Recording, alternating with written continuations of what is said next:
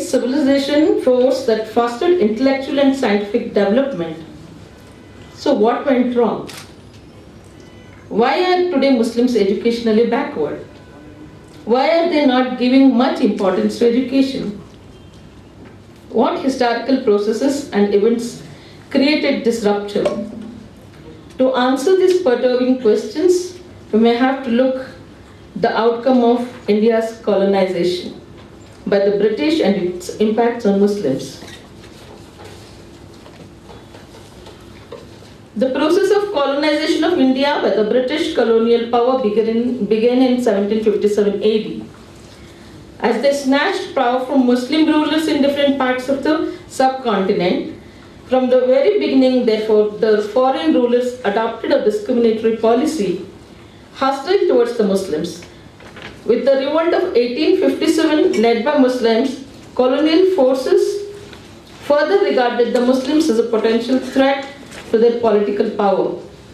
The Muslims naturally were hostile to the alien rule and showed their apathy to the new administration. Their privileges were withdrawn, government jobs were denied to them, and trading facilities were restricted. As Muslims did not like the new system of education introduced by the British, they stayed away, refusing to accept the new education system.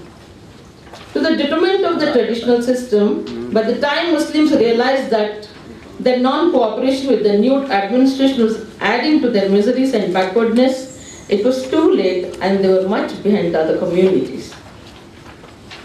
In addition, the divide and rule policy of the colonial powers instilled communal feelings among the two major communities, Hindus and Muslims. As a result of this, it did not take much to influence anti-Muslim feelings in Hindus. And schemes are not realistic, be it in education or in other economic fields. And secondly, Muslims are not homogeneous community. Indian Muslims are not and should not be treated as homogeneous community. They have sectarian, regional, caste, class and cultural differences which are quite crucial to the understanding of the problem. Most academics, unfortunately, and the Muslim leaders themselves like to treat Indian Muslims as a homogeneous mass. Even in matters like literacy, family planning and economic development, there are regional, economic and cultural differences which have to be kept in mind. And the Muslim community, the feeling of sense of alienation in the community. It is a major problem Muslims are facing, is a sense of alienation, the feelings that we don't belong to this land and will always be treated as outsiders. The sense of being watched all the time and accused of anti-national activities has made people feel restless. If something goes wrong globally or locally, we are answerable. There is no safety ensured for Muslim youth as any time the police can arrest them. Such an atmosphere of fear and suspicion is not conducive for learning. The political milieu just after the partition made Muslims feel demoralized when they could not even ask the question as to why the doors of defense force were barred to Muslims under the direction from Nehru's government. Even today we have very few Muslims in the civil service and police services. In Karnataka, we have only one police officer 5 years ranking who is going to retire by 2015. After him, there is a big void will be created. Issues of safety and security, rights and communal tensions and communal attacks have also become very daily realities. Where the majority of victims are always Muslims, their small establishments and business are easily destroyed and women attacked with impunity. Poverty is the most Muslim population is below poverty line and are caught in a vicious circle from which they cannot escape. Although the economic and social situations of Muslims is not the same throughout India, one cannot deny the fact that poverty and lack of genuine financial resources are hampering socio-educational development of the community at every step. Parents are not in the condition to take the responsibility of the children, so child labor is rampant and children are slogging in hazardous jobs instead of going to schools. independence, positive discrimination and special interventions were designed for Dalits. And these things brought rapid changes among Dalits. If you abuse him or if you say anything, you have a law to protect. You can go and file a complaint. The person can go and file a complaint. But for Muslims, these brought about rapid changes among Dalits. Similar steps were not taken for Muslims. The Sacha Committee findings reveal that since independence, Indian Muslims have remained backward in comparison to all other major or minority communities. Despite these findings and recommendations, strong actions have not been taken to improve the situation through support and reservation, though the state can easily do so. It is typical of India's political and social ethos that this gross underrepresentation of a significant religious minority is not treated as an important issue. Such discussions would be rather viewed as communal and considered to be anti-secular. While speaking, Madam Nishat referred to as the government programs. To continue with that, as an Indian citizens, we all have constitutional rights, including free access to education. However, it is not clear which agency is tracking and monitoring enrollments and dropouts. Though there are special residential schools in rural areas like Kasturba Gandhi Balika Vidyalayas, Morarji Desai residential schools, and hostel facilities, it is not clear how many Muslim children are there in these schools. Similarly, monitoring and impact assessment of the Minority Development Corporation, support for economic activities and scholarships of Muslim youth is not being done rigorously. Where is this money going? If I remember one incident, there is a Dalit organization which is sitting in Delhi, which is tracking the budget which is being sanctioned by the government to the Dalit empowerment, and which was being just turned during the Olympic times. It has been, the entire amount was given to the Olympic, whatever the Olympic sports were happening. These people tracked down and brought back all the money. The whatever we are saying, like 20 crore rupees is going back to the government, and if we could able to track those things, I think we can do a lot of things. The madrasa education is always seen as the breeding ground for religious fanaticism and orthodoxy. However, it is mainly poor Muslims who cannot afford secular education. They will go to the madrasas. When the government fails to provide primary education, the poor and destitute, and especially single women who cannot take care of their children, end up sending their children to madrasas. The problem is what these children educated in madrasas can do in the job market. Some of the madrasas have recently taken up secular education without proper curriculum and instructional design. If these children want to get into secular education, is that really possible? The most painful problem of Muslim Indians is the discriminatory attitude of the majority community towards them in all the walks of life.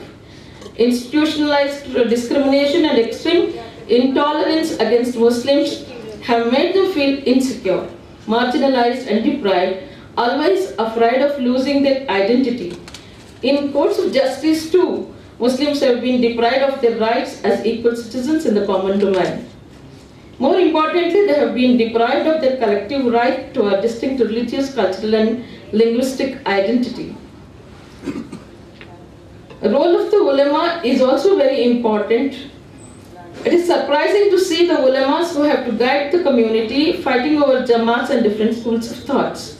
It is also disturbing that the imam of a masjid does not even see the extremely difficult financial condition of the community members. Is he really unaware that most of them are illiterate and that there are no good schools, hospitals and other civic amenities around his masjid? The madrasa too are not teaching critical thinking or embracing a positive engagement with the people. Though they are the influences of the community, the positive role they can play is not being realized. When compared to women from other faiths in India, the majority of Muslim women are among the most disadvantaged, least literate, most economically impoverished and politically marginalized.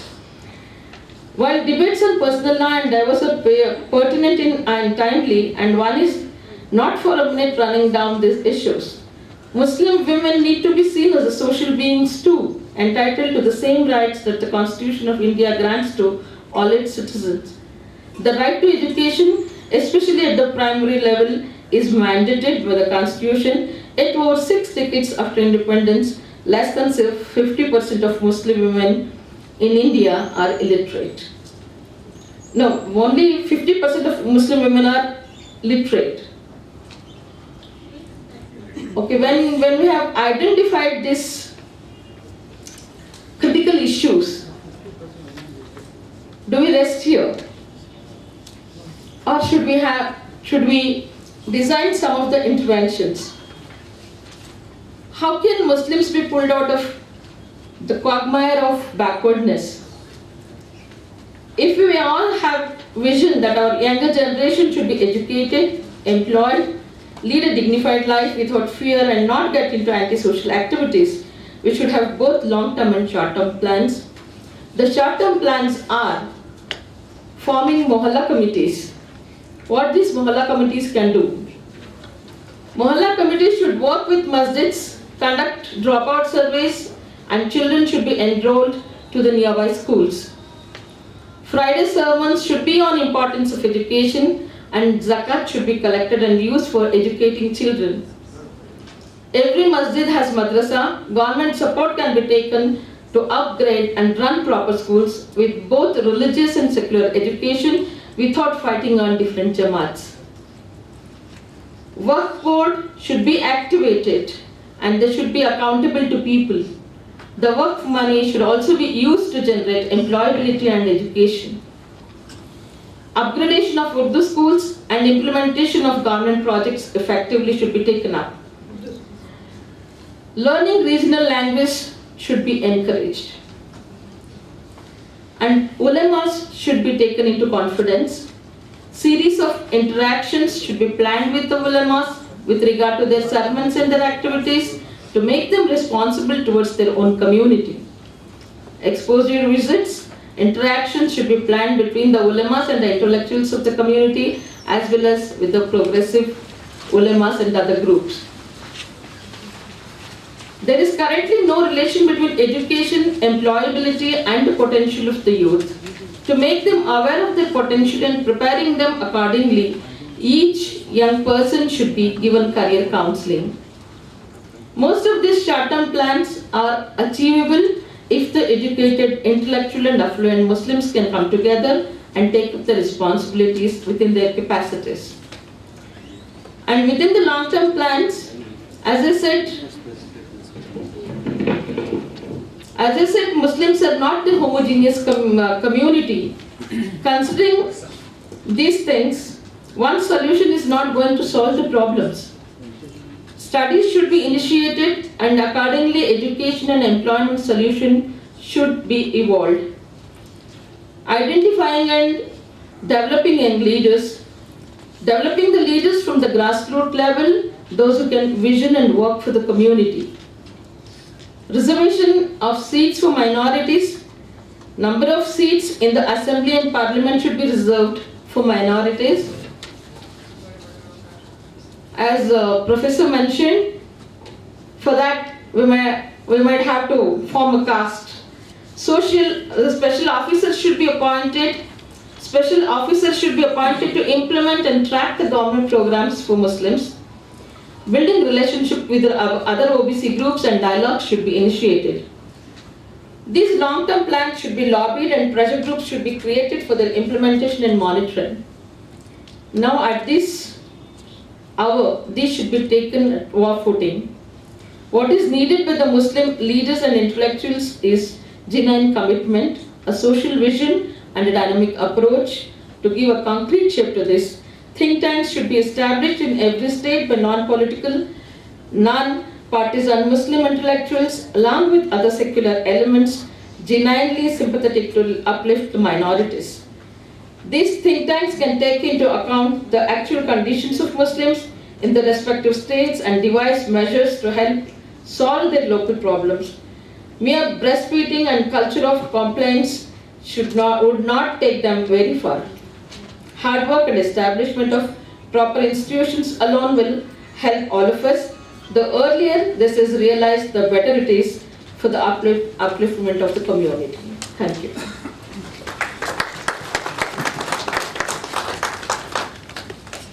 Presentation. Now I'll call upon Professor Shabir Mustafa from Mysore. He'll be talking on the subject utilizing government public avenues in establishing private institutions. He is the Honorary Secretary of MESCO Education Institutions, Mysore.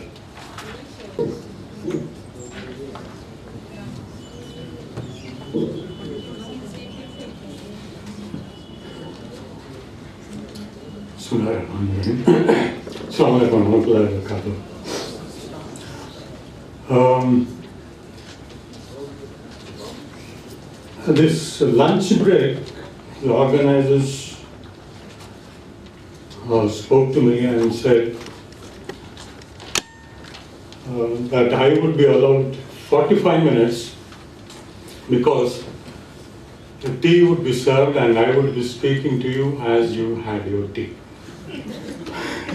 I was hoping for that because I was planning to do a chai pe baatcheet.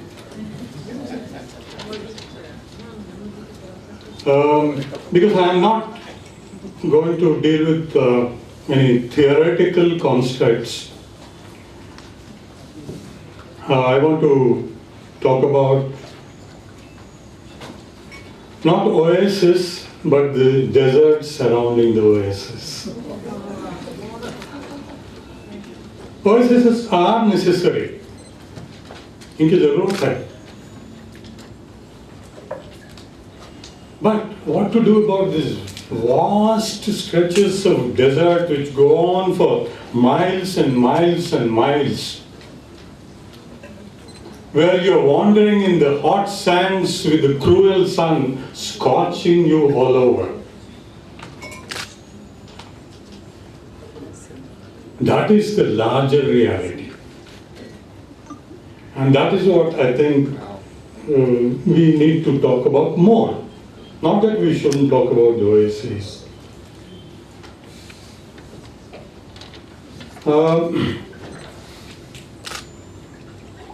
think I left my paper there. This is somebody else's paper. And higher level, to do something for the community and doing something for the community, ये जो काम के लिए कुछ करने की बात हुई, उसमें एक बड़ा हिस्सा जो था वो तालीम की तरफ राग़िब हुआ. Moved towards education and started schools. This is the new kind of thing. Private schools for the poor. Because generally the trend was private schools for the rich. Okay? But now this was specially done by the Muslim community. Private schools for the poor, especially going to the slum areas and starting schools there. This has happened all over. We have our own examples, we have done it in Mysore. I'll talk about that later. That was one significant outcome of the demolition of the Babri Mosque.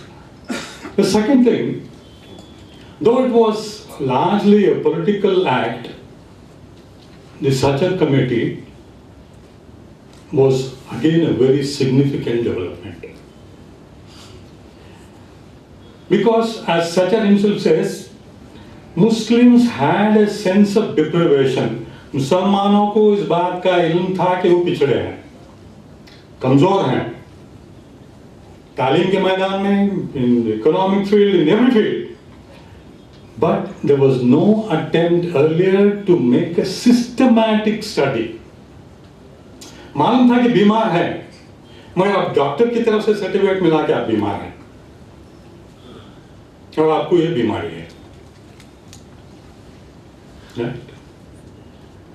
बीमारी तो मालूम हो गई, इसके लिए दवा क्या है, what is the cure, because the government did not want to take any action on such a committee report, is appointed like the Congress Culture Goes.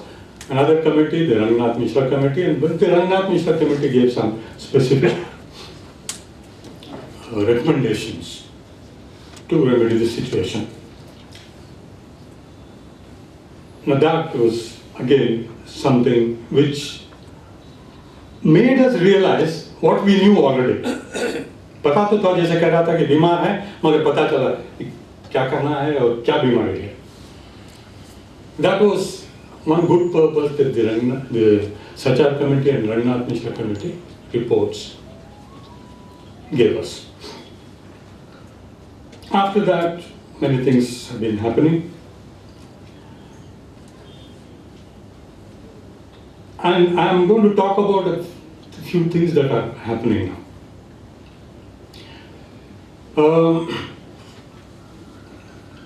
Increase in the level of increase in the level of awareness about the importance of education.